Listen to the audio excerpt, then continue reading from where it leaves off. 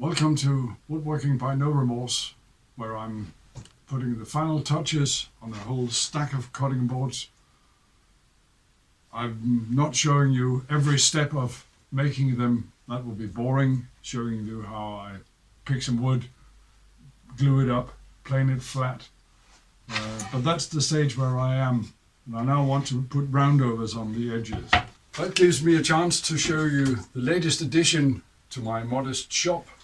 A new router table.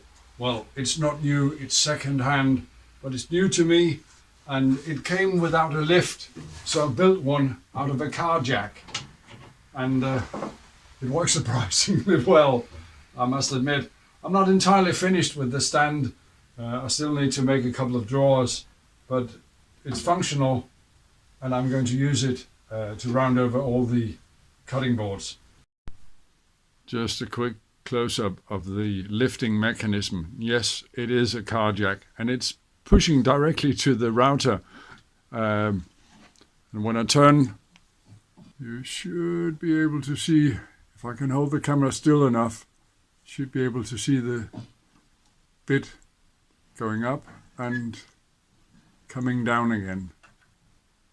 And I'm very surprised there's no backlash. And that's a real advantage, that I can set this to within 0.5 millimeter. Another big advantage is the dust port, to which I can hook up my dust collection.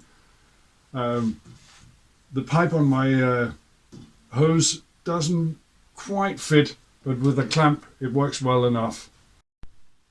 So all I have to do now is turn on the dust collection. I can do that with the remote.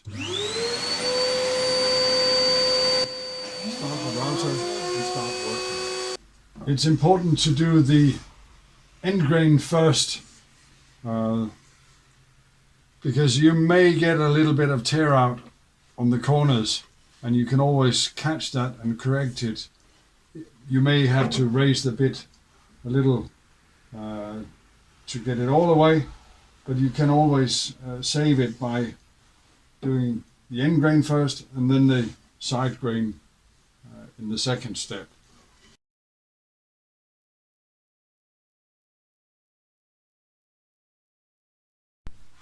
I hope you can see that it needs a little bit more round over to save this tear out, but that's just a question of raising the bit.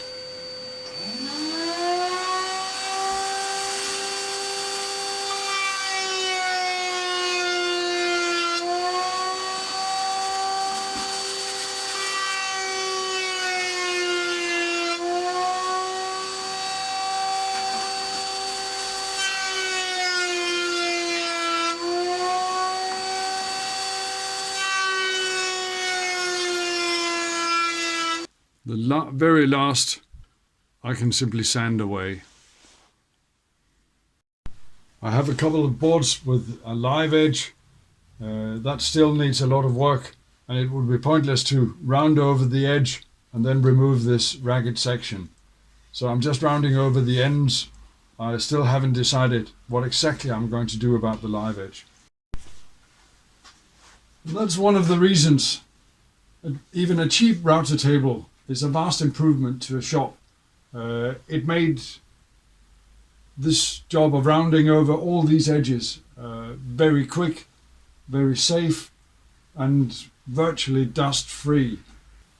And with that, I've got a whole pile of cutting boards ready to be sanded, oiled, marked with my logo, and sold, hopefully. It's probably going to be the last set of cutting boards that I do for quite a while.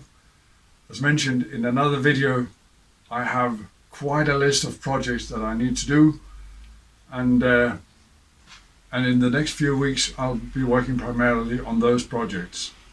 I hope you've enjoyed this little video with the presentation of my router table. If you have, please leave a like, subscribe, hit the notification bell.